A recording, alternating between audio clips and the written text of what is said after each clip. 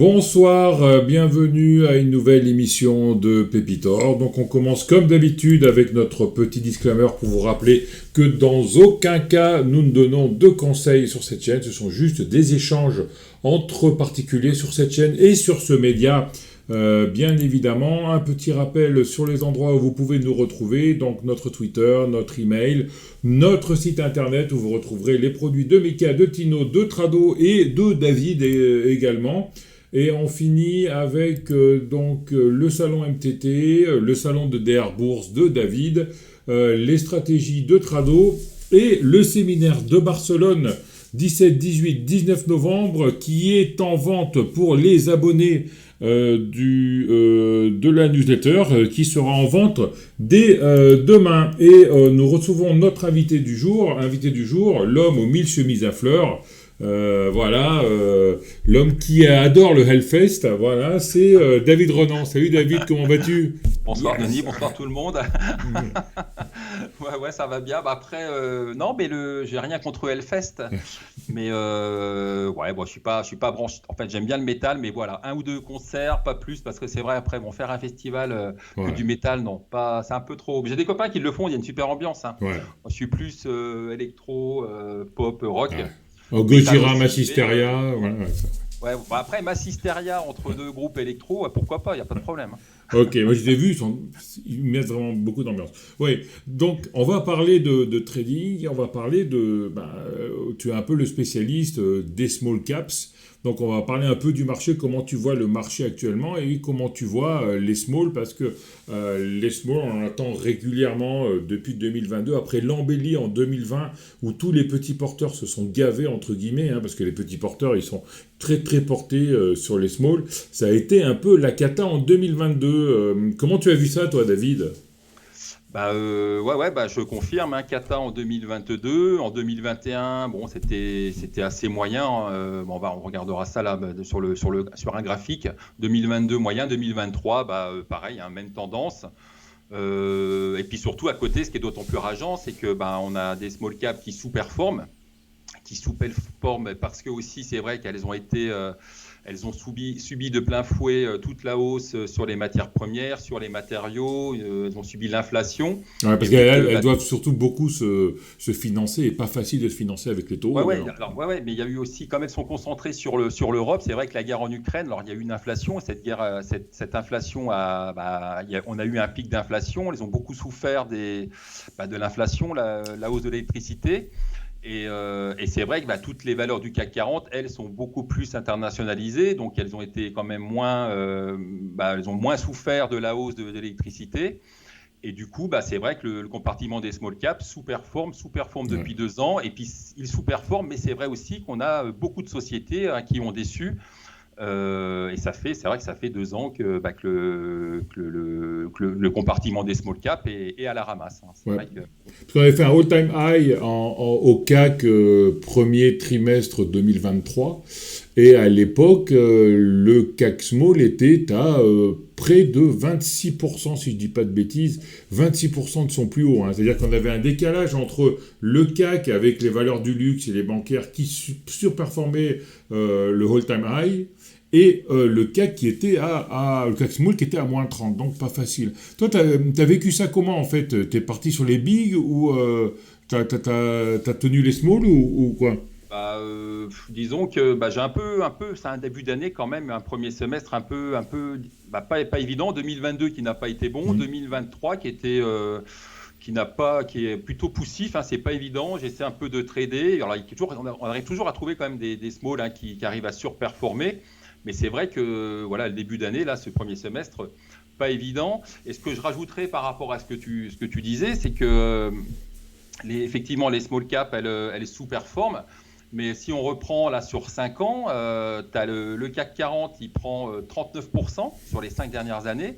Et les small cap, l'indice small cap perd 7 ou 8%. Ouais, même avec l'envolée de 2020. Différentiel de performance, et c'est ça qui est d'autant plus rageant, qui était d'autant plus énervant cette année, c'est qu'on a eu on va dire un début de janvier qui était plutôt pas mal sur le quelques small, en faisant pas mal de stock picking, en ciblant vraiment des sociétés de qualité. Et après, c'est vrai que on est un peu retombé dans les travers de 2022, où les small ont sous-performé. Et puis à un moment, je crois qu'on était en mai-juin, sur le CAC 40, on était à plus 13 ou plus 14, et sur le CAC Small, on était tout juste positif, quoi. Donc un début d'année pas évident, mais là peut-être que, alors je sais pas si c'est là, depuis quand même deux semaines. Ouais, il y a peut-être des opportunités encore. Hein. Est-ce qu'on est vraiment à un niveau très très bas, et est-ce qu'on peut encore aller plus bas? On peut toujours aller plus bas, mais est-ce qu'au niveau valorisation c'est vrai que toutes celles qui ont déçu, elles se sont fait démonter. Hein. Je pense surtout à celles qui se concentrent sur le secteur du bâtiment, enfin surtout les constructeurs de la maison individuelle, des sociétés. Là, j'ai vu qu'il y en avait une, la AST Group. Eux, je crois qu'ils ont fait un plus bas historique. Même en 2008, pendant la crise des subprimes, ils s'en étaient mieux tirés. Là, le cours de bourse, donc c'est un constructeur de maisons individuelles, ils construisent des maisons en bois, etc. Le titre est encore plus bas qu'en 2008. Il y a Exaum, on en avait parlé l'année dernière, qui rencontre toujours des difficultés. Voilà, le bâtiment, il rencontre des difficultés. Après, il y a quand même des secteurs dans les small, hein, qui arrivent à s'en tirer. Et puis surtout, c'est quand même, quand une société publie, quand elle sort une bonne publication, eh bien, elle arrive à se démarquer. On a pu le voir sur le secteur du champagne. Il y a eu pas mal de valeurs du secteur du champagne qui étaient plutôt des small caps, qui s'en sont bien tirées, puisque quand même, quand elle sort des bonnes publications, il y a quand même des sociétés qui arrivent à s'en tirer. Mais c'est vrai que la tendance de fond, elle est baissière, elle était baissière. Et c'est vrai qu'une société, une small cap qui a une valorisation, on va dire, plutôt raisonnable sans être décotée, eh bien, si elle publie quelque chose de décevant avec des perspectives décevantes, eh bien, le titre peut aller encore plus bas. On a même pu encore le voir aujourd'hui avec Moulin Vest, par exemple. Moulin Vest, tu sais, spécialiste de tout ce qui est granulé de bois, etc. Qui a publié des résultats, un titre qui avait beaucoup baissé, qui a publié des résultats en baisse, ils souffrent justement du coût de l'électricité. C'est là où on voit vraiment les small caps, contrairement à toutes les grosses sociétés industrielles du CAC 40 qui, elles arrivent à diversifier leurs coûts. Donc, le coût de l'énergie est moins cher aux États-Unis ou en Asie. Et bien, on voit par exemple que Moulin Vest, eux qui sont concentrés sur la France, sur l'Europe, et bien, on voit qu'ils souffrent de la hausse des coûts de l'énergie. Et donc, du coup, derrière, Moulin Vest qui avait beaucoup baissé, on pourra peut-être regarder le graphique, Moulin Vest qui avait beaucoup baissé, eh bien, le titre, donc on pouvait penser que le titre avait déjà pricé une baisse des résultats. Et là, ils ont sorti leurs résultats, des résultats en baisse, et le titre est allé encore plus bas, alors que la valorisation est modérée. Donc voilà, c'est vrai que tu as des titres, c'est ça qui se passe, c'est que tu as des titres qui ont baissé, des small caps qui ont baissé, et si elles déçoivent encore, bien qu'elles ont des valorisations, on va dire, qui peuvent être intéressantes, qui peuvent apparaître intéressantes, eh bien le marché, en fait, lui, vend la déception, il ne regarde pas la valorisation. Alors ça, je dis, c'est quand même c'est sur les valeurs qui déçoivent, mais quand on a des valeurs qui surprennent agréablement, eh bien là, c'est small cap ou pas small cap, eh bien là, tu as des titres quand même qui arrivent à se revaloriser. Je pense notamment à on a eu Katana, qui a eu Pierre et Vacances, il y a eu quelques valeurs qui s'en sont bien tirées. Là, il y a eu Coeris, j'en ai fait une vidéo d'ailleurs, parce que c'est vrai que c'est un petit éditeur de logiciels. Ils sortent leurs résultats, donc des résultats super, avec pour te donner une idée, tu avais la société capitalisée 20 millions, elle annonce une trésorerie de 9 millions. Donc déjà, tu te dis financièrement, c'est solide. Et puis derrière, des résultats en forte hausse. Puis quand tu fais tes calculs de PER, de valeur d'entreprise sur RO, etc., tu te dis, le titre est vraiment pas cher. C'est cadeau. Et c'est vrai que c'était quand même une small cap. Le titre n'est pas forcément liquide. Donc moi, j'y suis allé doucement dans le sens, j'ai pris une petite ligne parce que je me suis dit, faudra quand même toujours penser, vu que le compartiment est mal orienté. C'est vrai que là, on a une belle valeur, mais j'y vais quand même doucement parce que ça va pas très bien sur les small caps. Et puis finalement, le titre, il a pris plus de 40% en un mois et demi. Voilà.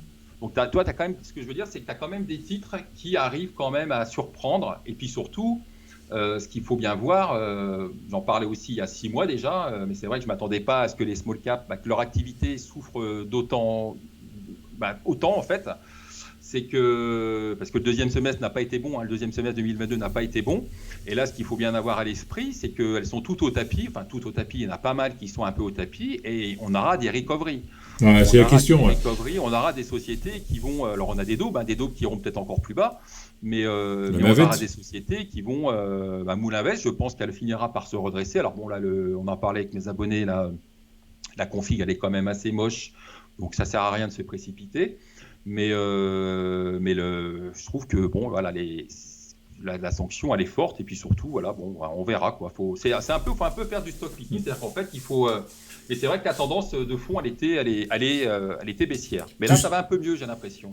Tu sens un petit retournement quand même, parce que tu m'as montré le graphe du CAC Small. On va partager je vais te partager le graphique. Alors, ce que je disais tout à l'heure, c'était qu'on était. Alors, je partage le graphique. On était à. Pour l'instant, je le vois toujours pas. Hein. Ouais, c'est normal.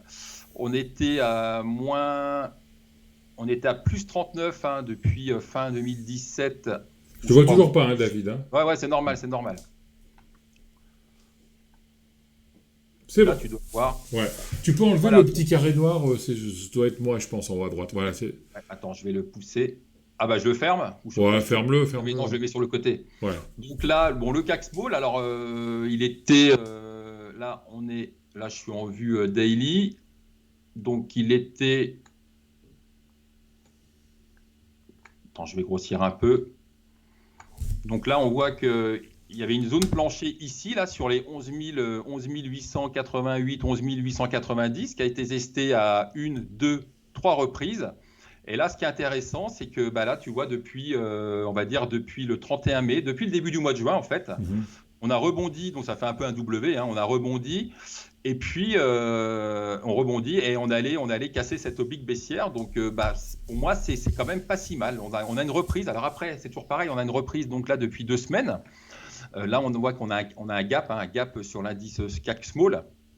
Donc l'indice CAC Small, hein, ça regroupe, je ne sais plus, 160 small cap, je crois. Donc là, si on se base sur cet indice, voilà, on a un petit rebond, on a un rebond technique. Alors après, je pense que pour que ça aille beaucoup plus haut, il faudrait casser les 12 450, et puis après, on aurait peut-être un objectif en target. Alors peut-être pas demain, hein, mais peut-être que d'ici l'été, on pourrait aller tester justement là ce gap baissier qui est compris entre 12 660 et 12 000. Non, je raconte des conneries. Non, si c'est ça, 12 660. 12 008 à peu près, ouais. Ouais, 12 774, voilà. Ouais. Donc ça pourrait être une target, mais en tous les cas, c'est vrai que ça se traduit. Donc là, on va dire que c'est vrai que de prime abord, moi aussi j'ai constaté ça sur pas mal de small cap. On a quand même un regain d'activité. On a des volumes, on a des sociétés qui étaient un peu délaissées là, qu'on voit qu'il y a du volume qui reviennent. Alors les titres ne rebondissent pas forcément. Est-ce que les cassures, les sorties par le haut sont toujours vendues ou pas? Les breakouts je trouve que non, là je trouve que ça devient intéressant aussi même en tradant les titres. Il y a des choses pas mal, hein. On a vu des trucs là sur je sais plus, sur XFAB. On a encore aujourd'hui, on a tradé S2I. Non, il y a des choses qui se passent, hein. Il y a des petites cassures. Non, je te dis, il y a un peu plus, il y a un peu moins de retour, il y a un peu plus, on va dire, d'engouement, on va dire, voilà, ça rebond. Il y a un peu plus de volume, un peu plus d'activité, donc on s'ennuie pas. Et puis, voilà, ça a l'air un peu mieux, on va dire. Ça, c'est bon pour tout le monde, hein, parce que les CAC Small, c'est les préférés des petits porteurs. Hein, parce que... Alors, oui, ce que je veux dire, c'est qu'on a du mieux. Attends, je voulais dire un autre truc. J'ai oublié ce que je voulais dire. On a du mieux, et puis voilà, ce qui est d'autant plus étonnant, voilà, c'est ça qui est intéressant, c'est d'autant plus étonnant en fait qu'on est en pleine période, on est en période creuse, on n'a pas du tout d'actualité d'entreprise, hein. Là il se passe rien, on s'ennuie au niveau des communiqués de société, au niveau des publications, et c'est justement à ce moment-là que les small rebondissent, c'est ça qui est d'autant plus surprenant. Et c'est vrai que là, on est rentré dans une période creuse, hein, parce que là, jusqu'à mi-juillet, il ne va rien se passer. Et à partir du 20 juillet, vers le 20 juillet, eh bien, il y a toutes les sociétés du SBF 120 et du CAC 40 qui vont publier leurs résultats semestriels. Et c'est là qu'on va avoir de l'actualité sur les entreprises. Mais c'est vrai que c'est là, se dit, c'est étonnant. Alors Est-ce après, que c'est les gens ou les fonds ou les ah petits bah, porteurs qui commencent à se alors, positionner? on peut peut-être mettre ça justement, ouais, ça peut être une des explications, c'est-à-dire que bah, les fonds, justement, bah, ils se disent, bah, on a eu un CAC à plus 13, plus 14 là, déjà en 2023. Bon, ils ont déjà, on a bien conscience, enfin, je pense qu'ils ont conscience que ça va être difficile de faire la même performance sur la deuxième partie de l'année, quoique, on ne sait jamais, hein. Et puis du coup, bah, ils se disent, regarde, ils cherchent un peu les valeurs en retard, et puis voilà, ils cherchent peut-être les dossiers justement qui peuvent être intéressants. Et c'est peut-être ça justement. Et puis aussi un différentiel de valorisation qui s'est creusé, même si les small, bah, pour l'instant, en général, elles ont quand même pas mal souffert au niveau de leur actualité. Eh bien, ils se disent bah, peut-être que là, on pourra avoir une reprise sur les small au niveau de leur activité sur le premier semestre 2023. Donc peut-être que là, les gérants, ils sont en train de pricer bah, un redressement de la rentabilité sur le premier semestre 2023. Mais ça, on le saura vraiment si ces sociétés small se redressent au niveau de leur activité. On le saura qu'à partir du mois de septembre, hein, parce que c'est là qu'elles vont commencer à publier leurs résultats semestriels. Il fait d'autant plus étonnant aussi puisque au niveau de la macro, hein, c'est vrai que bah, ça patine un peu, même si le marché de l'emploi il est quand même bien résilient en Europe. On est en récession, hein, deux trimestres consécutifs. Ouais, Hein. en zone euro, comme tu dis, on est en récession. Alors peut-être que justement, bah là, peut-être qu'on est en train de pricer la sortie de récession, parce que c'est vrai qu'on est en récession au niveau de la zone euro. Bah, c'est surtout à cause de l'Allemagne. Hein. En France, c'est pas le cas. Peut-être que là, justement, on est en train de sortir, on est en train de pricer une sortie de récession. Je ne sais pas, c'est étonnant en fait, hein, ce regain de forme du compartiment des small caps. Moi, je suis même le premier à dire que c'est étonnant, surtout à ce moment-là, où là, on est dans une période creuse. Alors peut-être que voilà, les gérants s'ennuient, ils se disent bon ben voilà, on recherche quelques dossiers des côtés. Et puis, bah, vu que sur le CAC 40, voilà, on a à peu près, on a fait la perf. On va attendre on va attendre les publications de résultats semestriels mi-juillet. Bah, et ben voilà, on va s'amuser en attendant la mi-juillet. On va s'amuser un peu sur les small caps. Donc ça reste, voilà, ça reste un rebond qui est intéressant. Et même là aujourd'hui, regarde, on a encore un beau chandelier. Là, on a une belle sortie avec une clôture au plus haut. Donc à suivre encore les small caps hein, pour les prochaines séances, voire prochaines semaines. Tu suis quoi, toi? T'as une ou deux petites small à suivre? On avait parlé de Kérus, Bah, non? moi, j'en suis plein. Hein. Ouais. Moi, j'en suis plein. Et en fait, justement, par rapport à ça, c'est que tout à l'heure, je parlais de Coeris.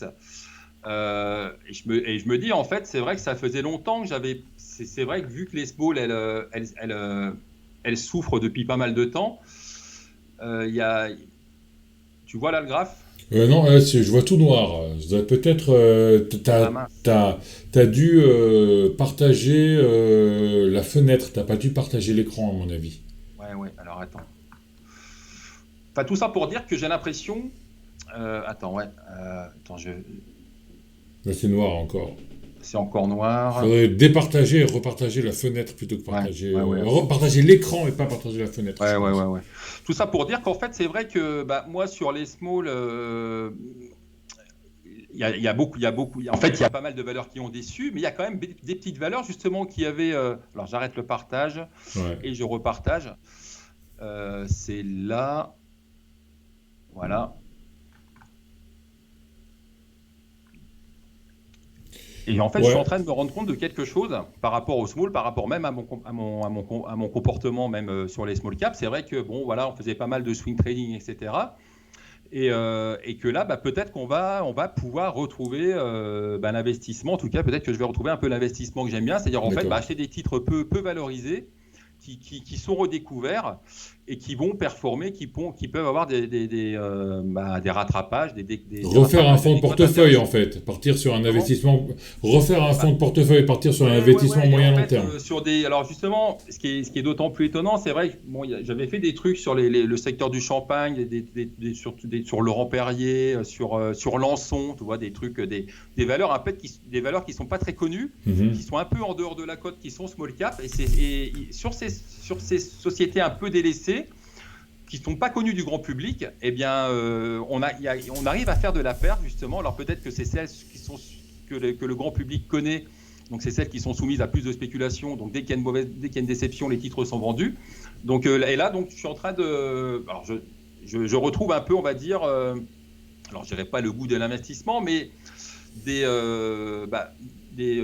peut-être une fenêtre pour me dire qu'il y a plein de valeurs justement qui sont des côtés, qui sont délaissés de la cote, qui pourraient se revaloriser.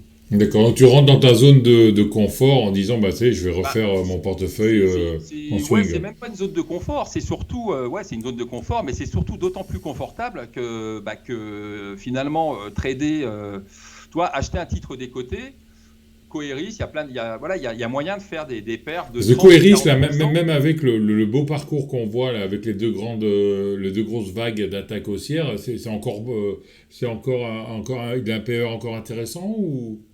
Là, ça, là, Coeris, là, Ouais. ouais, là, j'ai vendu un peu aujourd'hui, j'ai un peu allégé parce que là, j'avais fait 40% moins de 2 mois. Mais ce qui est d'autant plus étonnant, c'est que tu vois le titre pas liquide et il y a des gérants qui sont dessus, quoi. Je suis sûr parce que là, tu vois sur la, alors le jour, bon, il y a eu alors c'est des titres peu liquides. Alors c'est pareil, il faut y aller, j'y vais doucement, hein, parce que normalement, tu vois, dans un marché, on va dire favorable au small cap, là, j'y serais allé beaucoup plus fort. Mais aussi, je m'adapte à la liquidité du titre. Et là, tu vois, là, le jour de la publication des résultats exceptionnels, on a 75 000 titres échangés à 3,66 à la Ouais. clôture. Donc ça fait même pas 300 000 250 euros 000, échangés, quoi. 250 000 Ouais. euros, ouais. Ouais, donc c'est pas énorme, hein, c'est vraiment pas énorme, mais quand même, tu vois qu'il y a quand même, t'as une tendance qui se dessine, et puis tu vois quand même, alors en plus, bon, t'as quand même, pour Coeris, pour le coup, c'est une société il y a eu une OPA qui a été lancée à 2,2, mais le titre est resté coté, donc il y a un actionnaire majoritaire dans le capital. Donc le capital est quand même bien verrouillé, enfin, tu vois, tu peux pas trop manipuler le cours ou je ne sais quoi. Et là, je suis sûr qu'il y a des gérants qui sont rentrés dessus, quoi. Et d'ailleurs, regarde, on peut même le voir même le 8 juin. Le 8 juin, tu as 35 000 titres échangés. Alors, c'est pareil, ça fait 150 000 euros, c'est pas beaucoup. Et tout ça pour te dire, pour répondre à ta question, bah, ça me paraît, je trouve que 41% à l'espace de 2 mois, bah, c'est déjà plutôt pas mal sur une small cap. Ouais, Mais après, c'est vrai qu'on a pu le voir sur Memscap. Je ne sais pas si tu as vu le parcours de Memscap. Le titre était à 1 euro. Ils ont fait une session. Alors moi, j'étais sur la session. Et puis en fait, après, les gérants, eux, ils sont arrivés à 1,50. Ils ont emmené le titre jusqu'à 4 euros, quoi. Donc ce qui se passe, c'est que des small caps comme ça, qui peuvent apparaître, qui sont de qualité, eh bien, les gérants découvrent la valeur en retard. Et puis après, ils peuvent l'emmener sur des valorisations. Donc même à 6. Alors je trouve qu'elle est quand même assez bien valorisée. Là, tout à l'heure, l'autre fois, à 3,6, elle était peu valorisée. À 5 euros, bon, ça commence à être pas mal, mais surtout, elle peut aller à 6 ou 7 euros maintenant. D'accord. Parce que tu as l'aspect spéculatif en plus, tu as l'actionnaire majoritaire qui est dans le capital de Coeris. Mais tu as plein de valeurs comme ça. Là, On voulait parler de Morel et Prom aussi, non? Ouais, parce que oui, il y avait. Ouais, on peut en parler parce que. On a une question sur Twitter Ouais, sur voilà. Parce OneWorks. qu'on me demandait mon avis sur OneWorks Resources. Donc OneWorks Resources, c'est une société pétrolière anglaise qui s'est fait racheter donc par Morel Prom. Et on me demandait mon avis sur OneWorks Resources. Alors honnêtement, je ne connais pas. Et moi, je trouve que c'est surtout Morel Prom qu'il faut suivre, hein, parce que le titre, alors c'est vrai, peut-être j'ai dû en parler dans ton émission, hein, mais c'est une belle valeur pétrolière. Et puis surtout, ouais, ce qu'on peut dire, c'est que pour les gens qui ne connaissent pas Morel Prom, c'est que... Alors attends, on va regarder. Attends, je partage là mon écran. Pour les gens qui ne connaissent pas Morel Prom, alors déjà, je pense que pour ceux qui croient au pétrole, tu crois à la hausse du pétrole encore là? Ouais, moyen. Ouais, moi j'y crois encore, hein, parce que en fait c'est toujours un peu la même chose. C'est si le marché croit à une récession, bon le pétrole va venir s'aligner. Toi, Morel Prom, donc c'est 810 millions, ce que tu vois là. Oui. Et moi, ce que j'aime bien chez Morel Prom, là, c'est d'un point de vue valorisation, c'est pas cher, hein, ça doit se payer sur un PER autour des 5-6, même voire peut-être même moins. Et puis surtout, je pense qu'il n'y a pas tout le monde le sait, c'est que Morel Prom détient, alors bon, ils sont un petit peu endettés, mais voilà, ils ont fait l'acquisition de OneWorks. Bon, ils se sont désendettés à une vitesse, de façon très très rapide, grâce justement à la hausse du pétrole en 2022. Et pour ceux qui ne le savent pas, Morel Prom a un actif caché qui s'appelle Seplat. Donc Seplat, c'est une pétrolière anglaise qui cote sur le marché anglais, qui vaut 1,2 milliard de livres. Eux, ils détiennent 20%. Donc non seulement on a des ratios intéressants pour Morel Prom, et déjà sur ces 810 millions, eh bien, Morel Prom détient un actif de 250 millions en Angleterre. Donc voilà, c'est pour ça que j'aime bien ce titre. Là, ils vont offrir un dividende. Je crois que ça doit être autour du mois de juillet que le dividende va être détaché. Ça doit être, je crois, du 25 ou 26 centimes. Donc c'est du 6%. Alors après, je rappelle, il ne faut pas acheter un titre à cause du dividende. Mais en plus, voilà, cerise sur le gâteau, on a un titre intéressant. Sur un secteur, je pense, qui devrait quand même bien se comporter. Alors à moins qu'on ait une grosse récession, mais je pense que le baril de pétrole devrait quand même assez bien résister. En plus, il y a encore l'Arabie Saoudite qui a annoncé une réduction, je crois, de leur production. Les Américains qui devraient aussi reconstituer leur stock. Alors je crois que c'est pas avant 2024. Donc tout ça, ça devrait soutenir, je pense, le baril de pétrole. Alors bien sûr, j'ai pas de boule de cristal. Mais voilà, moi je trouve que Morel Prom, c'est un titre intéressant. Ils ont un actif qui est valorisé, je crois, à 250 millions d'euros. Bon voilà, c'est une idée de titre. Alors il y a aussi, alors je peux aussi parler, je sais pas, tu as peut-être des trucs, On vous avait demandé SMCP aussi. Ah ouais, SMCP, tu as raison. Alors SMCP, alors j'ai des titres. On va le promo aussi d'ailleurs. SMCP, j'ai des titres. Alors on va regarder le graphique. Alors c'est pas terrible. Alors, je le vois pas là, ton graphique. Il faut qu'il départage et que tu repartages. SMCP. Ah oui, c'est là. Attends, excuse-moi. Je vais tout excuser, David. C'est bon? Attends, ça arrive. Ouais, c'est bon. J'ai toujours le carré au milieu, par contre. Ouais, je l'enlève là. Donc SMCP, donc ils ont fait un bon début d'année. D'ailleurs, c'était voilà. Et puis après, donc moi j'ai une pause. Et c'est vrai que on a eu donc ils ont sorti, donc le SMCP, donc c'est le prêt-à-porter, on va dire de luxe entre guillemets, ou alors c'est du demi-luxe. Le luxe abordable, c'est un peu comme ça qu'il se présente. Alors ouais, moi ça m'arrive d'acheter des produits chez eux. Des chemises à fleurs. Ouais. Si, mais tu me tends la perche, David. C'est un scoop, ça, non? Donc SMCP, c'est Sandro Mage. Tu connais, non? C'est les initiales de Sandro. Sandro, c'est pour les. Je crois que c'est aussi pour les femmes maintenant. Oui, c'est pour les femmes. Donc Sandro Mage et Claudie Pierlot. Voilà, c'est ça. SMCP. Donc c'est trois chaînes de magasins. Donc voilà, Donc je suis allé. D'ailleurs, je suis allé dans une boutique encore là à Aix, et c'est vrai que.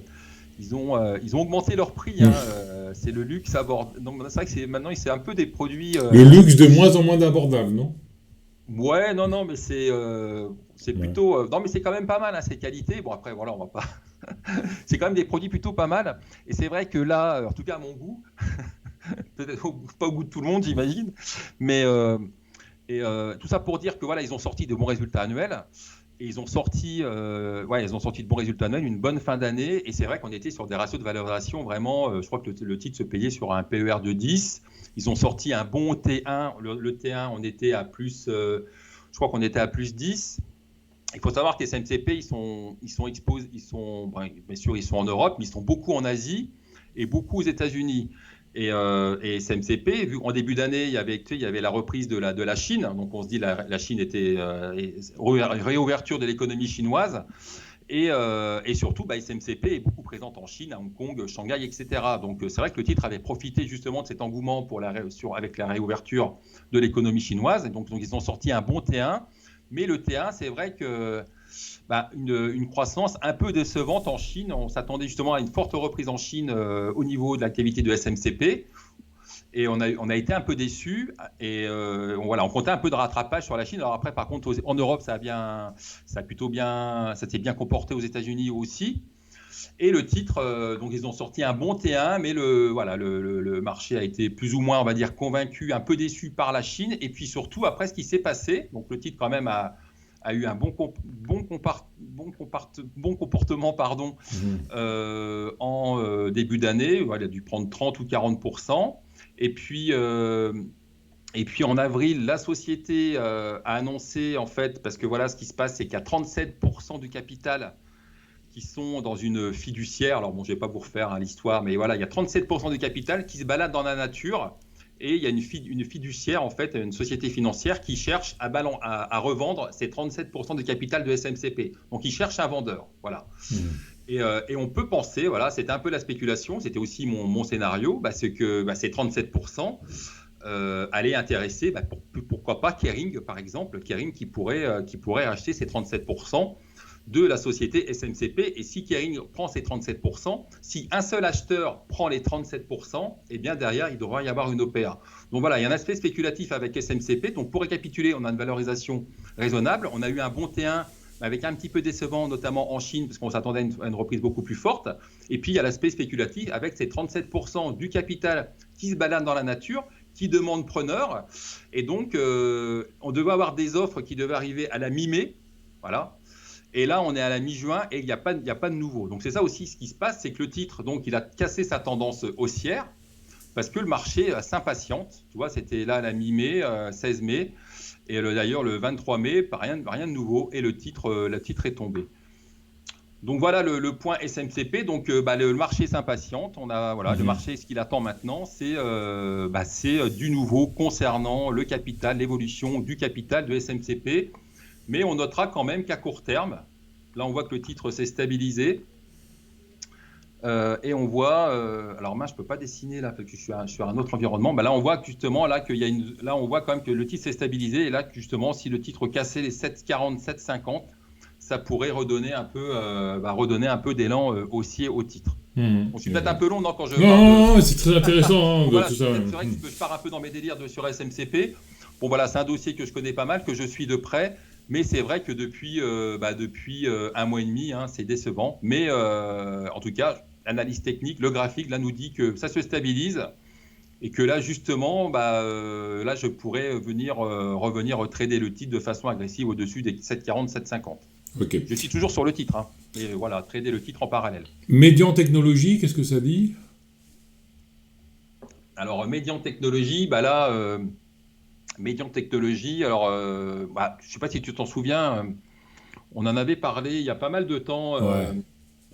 Le titre était à 11 €, quelque chose comme ça. Médian Technologie, c'est le PDG qui n'arrête pas de dire que son titre est pas assez bas, que voilà. Ouais. S'il était il faut repartager l'écran. Ouais, je sais, je suis en train de le faire là. Que si il était aux États-Unis, sa société vaudrait 1 milliard, etc. Ce que j'avais dit, que c'était plutôt au mec de démontrer que sa société vaut 1 milliard au lieu de pleurer et dire que sa société est sous-valorisée, quoi. Donc ça déjà, c'était un premier point, c'est que de toute façon, voilà, ça se vérifie encore. Donc là, tu vois le graphique de Technologie. Alors c'est un titre que je suis, alors je suis pas très fan, pas très fan d'un point de vue fondamental. Mais après, voilà, c'est un titre qu'on trade, qui est intéressant à trader. Donc là, de toute façon, le graphique parle de lui-même. Alors, purée, c'est vrai que je ne peux pas tracer. Ah, si, c'est là, c'est bon. Je ne peux pas tracer, je ne suis pas. Bon, attends, on va tracer des. Ouais, bon, voilà, la tendance, elle est là. Tu as une oblique ici, là, d'accord ? Donc, de toute façon, c'est baissier. Donc, on a quand même une reprise à court terme. Une petite reprise technique ici, là, comme ça, là, qu'on peut identifier. Donc le titre a quand même du mal à se redresser. Puis surtout, le gros problème de Médian Technologie, donc hormis le fait que le dirigeant n'arrête pas de pleurer, c'est l'activité en elle-même, parce que donc on a une société qui fait tout ce qui est des examens, etc. de radio. C'est une radio améliorée. Je vais pas développer le business. En tous les cas, la société a du mal à augmenter son chiffre d'affaires. Et puis surtout, nous parle de carnet de commandes. On voit que le carnet de commandes, on voit que le chiffre d'affaires a quand même du mal à décoller. Alors tu veux peut-être qu'on regarde l'évolution du chiffre d'affaires, tout ça ? Si tu veux, oui. On voit, je repartage. Oui. On voit quand même que l'activité, parce que c'est vrai que le mec fait pas mal de promesses, mais que de toute façon, les promesses, c'est aussi bien, c'est bien de les voir aussi dans les chiffres. Et pour l'instant, tu vois là ou pas? C'est bon? Attends, ça arrive. Pour l'instant, je ne vois rien. C'est partagé, mais c'est blanc, hein. Je vois rien. Alors attends, on va refaire. C'est ici. Ouais, c'est bon. Ouais. Donc on voit en fait, moi ce qui m'inquiète chez Médian Technologies, c'est que c'est l'évolution de l'activité. Alors bon, on a une activité, là on voit qu'on a un chiffre d'affaires donc qui est en croissance, mais quand on attend une croissance beaucoup plus forte, enfin moi j'attends, pour être convaincu, vu que c'est une société qui est jeune, j'attends que le chiffre d'affaires décolle véritablement. Donc on a beaucoup de promesses. Et puis derrière, eh bien, bon, le chiffre d'affaires décolle, mais bon, ça reste un peu poussif, on va dire. Je crois qu'on a même eu une croissance très très légère de plus 1 ou plus 5% sur un semestre. Et puis surtout, au niveau des... Bon, bien sûr, c'est une medtech, hein, donc de toute façon, la société fait des pertes. Hein, donc on a des pertes de 20 millions par an maintenant. Ouais. Donc 20 millions, c'est conséquent. Chiffre d'affaires de 23 millions, des pertes de 20 millions. Et puis surtout, le problème qui va se poser, c'est que la société va devoir se refinancer. Donc on a une trésorerie là de 21 millions. Donc ce que je disais tout à l'heure, c'est que la société faisait des pertes de 20 millions par an. D'accord ? Ouais. On voit qu'à fin 2022, la société a une trésorerie de 21 millions. Ça sent l'OPA, enfin le refinancement, je veux dire. Clairement, hein, ça sent l'augmentation de capital. Donc on a une trésorerie de 21 millions. Donc déjà, cette trésorerie sur l'année 2023, on est déjà sur le premier semestre. Hein. Donc on peut penser, même s'ils arrivent un peu à diminuer leur niveau de consommation de trésorerie, allez, ça sera peut-être du 16-17 millions. Mais on peut penser qu'en fin d'année, les caisses au niveau, on peut penser que la trésorerie aura fortement diminué. Hein, ça sera peut-être au mieux de 5-6 millions. Et puis surtout, il y a la dette, il y a de la dette. Il y a une dette de 17 millions, donc il y a une dette de 17 millions. Donc en plus, non seulement ils consomment de la trésorerie, et en plus il y a une dette qui a été contractée auprès de la BEI. Donc après, soit c'est une augmentation de capital, soit c'est un nouveau prêt auprès de la BEI. Mais moi je suis pas très fan. Alors après voilà, on peut trader le titre, etc. Donc ouais, ils nous disent sur leur plaquette, machin, intelligence artificielle, etc. Ouais. Maintenant quand on parle d'intelligence artificielle, ça monte tout de suite. Hein. Non mais c'est le mot magique. Hein. Non mais je pense que c'est une thématique, l'intelligence artificielle. Je pense qu'on va en entendre parler. Après, je sais pas si ça sera peut-être un flop, c'est peut-être une future bulle. Mais en tous les cas, il faut essayer de surfer dessus. Hein. Et de toute façon, il y a plein de sociétés qui l'ont compris. Il y a eu il y en a aussi qui l'ont payé au prix fort, hein, puisque c'est vrai que. Alors, on prend le cas Nvidia, donc qui fait qui a un T2 qui sort de bonnes perspectives tirées justement par l'intelligence artificielle. Donc derrière, tous les équipementiers, les semi-conducteurs se sont revalorisés. Donc, et puis aussi, il y a eu aussi Calray qui se veut le Nvidia européen. Donc ça aussi, c'est le genre de société qu'il faut suivre. Hein. Ça vaut 200 millions. Donc ça fera encore des pertes en 2023. Mais par contre, moi j'aime bien parce que ça peut. Alors par contre, je suis pas. Attention, c'est même pas. J'aime bien, mais c'est pas du tout pour un choix de société parce qu'elle a un bon fondamental. C'est plutôt parce que tu vois le. Ouais, c'est bon, c'est bon. Ouais, je peux agrandir moi. Leur chiffre d'affaires va vraiment décoller en 2023-2024. Mais au niveau de la rentabilité, tout ça, Calray, c'est pas super, mais par contre, c'est 200 millions de valorisation. Et c'est vrai que si on tombe dans une hystérie, une bulle autour de l'IA, Calray pourrait en profiter, puisque Nvidia en profitera. Et puis comme Calray se veut le Nvidia européen, on peut avoir une espèce de bulle qui se crée. Et puis Calray pourrait en profiter. Et puis aussi, ce qu'on peut penser, c'est qu'avec l'intelligence artificielle, il va y avoir des fonds, des bons investissements qui vont se monter là-dessus. Ils vont se monter sur cette thématique. Et qu'est-ce qu'ils vont faire, les fonds ? Ils vont acheter du Nvidia, ils vont acheter du Calray. Là, aujourd'hui, peut-être qu'ils vont acheter du Médian Technologies. Hein, si Médian Technologies met l'accent sur l'intelligence artificielle, peut-être que ça peut marcher. Hein, peut-être que ça peut entraîner une revalorisation du titre. On a vu aujourd'hui Téléperformance, justement, qui a communiqué qu'ils allaient intégrer l'IA dans dans leur métier, etc. Donc, Ah bah il y a tout le monde, il manque plus que Navia et Gossin, quoi. oui, oui, j'avais. Bah ouais, non, mais en fait, j'avais pas Navia, je pensais Nvidia, mais oui, Navia, je sais pas où elle est, celle-là. Navia, Navia, elle était avalée par Gossin, avalée, gros sein, tu vois. C'est une parenthèse. Ouf, ce sera coupé au montage, ça, bien C'est évidemment. Hein. douteux. Ce sera coupé au C'est très montage. douteux, Hein. excusez-moi. Donc ouais, j'en reviens. Donc Gossin, bah ouais, non, mais c'est sûr que bon après Gossin au niveau intelligence artificielle, je sais pas trop ce qu'ils vont pouvoir dire. Bon, en même temps, en connaissant Christophe Gossin, il va bien trouver quelque chose. Ouais.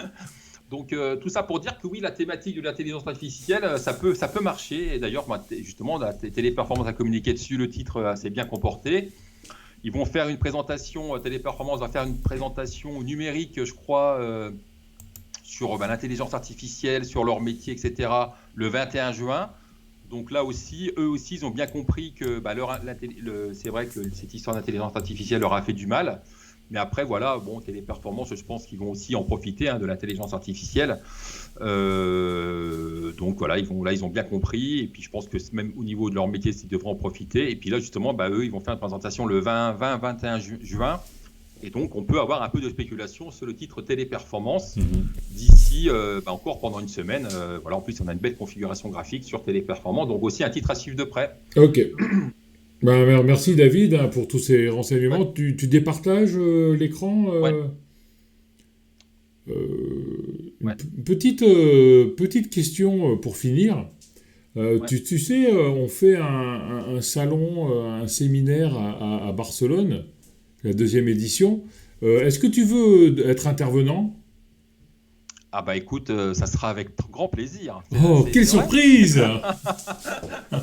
Merci de cette invitation, Denis.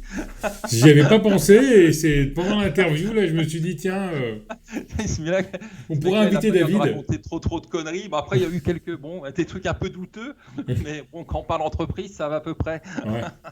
Donc, David sera avec nous à Barcelone le jour et même la nuit, hein, parce que l'an dernier, il est quand même réussi à rentrer à 7h du matin le Donc dimanche. Hein. non, mais ça sera avec un grand plaisir que je serai là, parce que c'est vrai que ce qui est assez génial ce qui était génial sur ce séminaire, c'est que on en a peut-être parlé, c'est que les personnes se connaissaient et, en l'espace d'une heure ou deux autour d'un apéro, et bien les gens, même si les gens ne se connaissent pas, ça y est, on se met à parler bourse, on se met à parler de valeur, on se met à parler de trading. Et d'ailleurs, c'est vrai que même, je pense aux personnes qui sont un peu seules, qui connaissent personne dans le monde de la bourse, dans le monde du trading. Franchement, c'était fantastique. Parce que c'est vrai que ça peut faire peur à la base. Dire, oh là là, mais attends, je connais personne, je vais m'emmerder. En fait, pas du tout. C'est ça qui est excellent, c'est que ça s'est bien mélangé. Et puis après. À l'arrivée, tout le monde venait se présenter, on se regardait un peu, et puis après, le soir, au repas, tout le monde parlait avec tout le monde, et puis. Ça a été un round d'observation pendant 15 minutes, et puis après, on va parler de Caleret. Ah ouais, t'as vu Caleret? Ah ouais, qu'est-ce que t'en penses? Voilà, c'est ça, tout de suite, ça rapproche. C'est une passion qui rapproche les gens. Et puis, c'est ça qui est génial. Et c'est vrai qu'on avait passé un super moment.